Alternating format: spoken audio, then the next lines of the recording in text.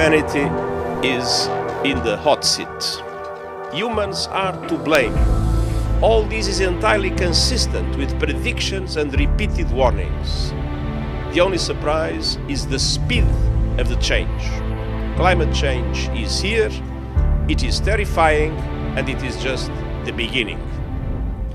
The consequences are clear and they are tragic. A mother and her daughter were last evening swept away by floodwaters in Kibera area of Nairobi following the onset of the rainy season in the country. Residents of a section of Kibera area in Nairobi woke up to sad news after 4 people drowned on Thursday night. In Nairobi, residents of Buruburu Estate found themselves marooned by the rising waters, calculating their losses after the water seeped into their houses. Meanwhile, the ongoing rains have continued to wreak havoc in different parts of the country.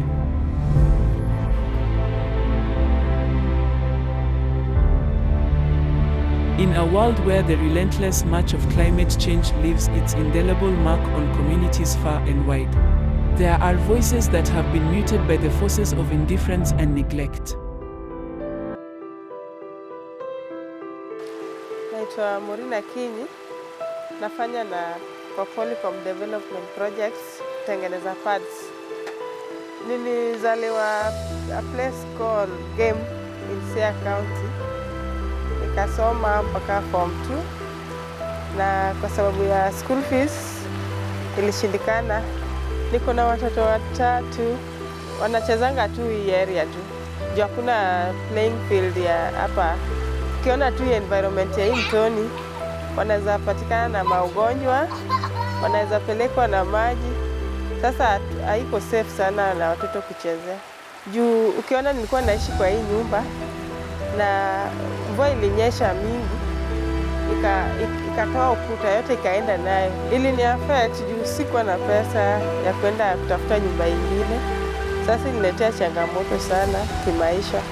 Na tena kwa watoto waliambukizwa na maugonjwa. Kuna mwenye alishikwa na pneumonia.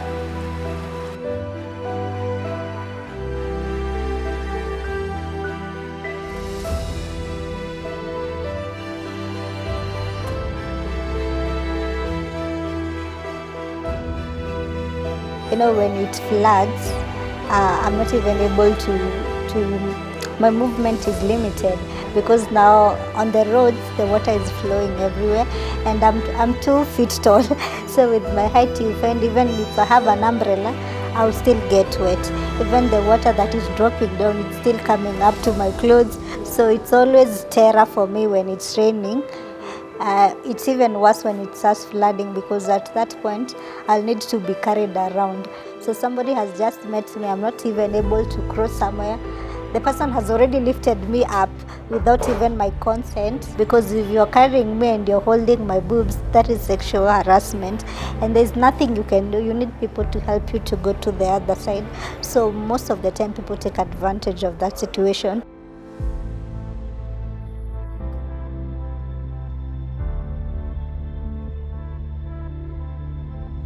Kigaji naanza kuwaza vitu mingi, tena hata itanisaidia.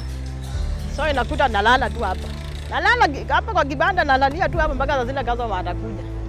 Saa zile nimekosa mboga na kuyanga naanza kutembea huko kwa nini natafuta vibarua za kufua. Haya, napiganga pia napiganga kideri. So sikae bure, juu nikikaa bure pia watoto si wataumia njaa. Hata mimi mwenyewe si nitaumia njaa. Landlord pia anataka malipo ya rent. Shule pia inaningoja. So wanga nasunguka nikitafuta vibarua za kufua. Is there a way that we can engage as a community, come up with a community-led program such that when there is floods and we know floods are coming, we know this is the community way of responding to this so that we don't experience loss of lives, we don't wait for the government to come and respond, we don't wait for Red Cross and any other civil society to come and give us the first aid. What is it that us as a community we can do within our space so that it is a community-led initiative? The journey to a better and safer world begins with empowering voices. We know that financial factors are crucial to effective disaster response. By investing in communities before, during, and after crises, we empower them to build a safer future, leaving no one behind.